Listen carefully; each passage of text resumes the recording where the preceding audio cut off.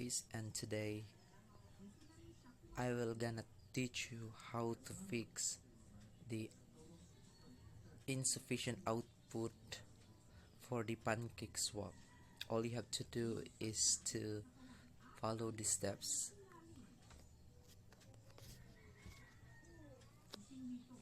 So you have to go to your Trust wallet and then go to your DApp. Once you're gonna use your DApp, select either, for example, Pancakeswap, and then you're gonna see this type of error. For example, if I'm gonna use the max, so you will see this kind of error, so insufficient output amount.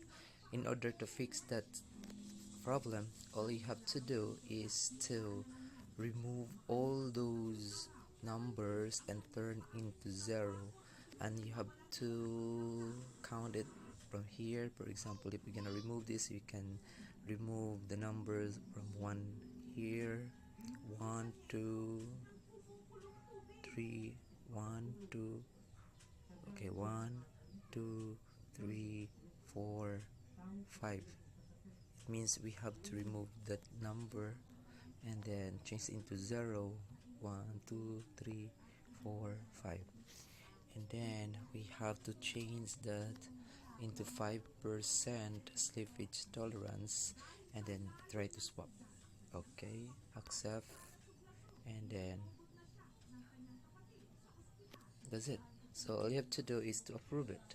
That's the only way you can fix the error.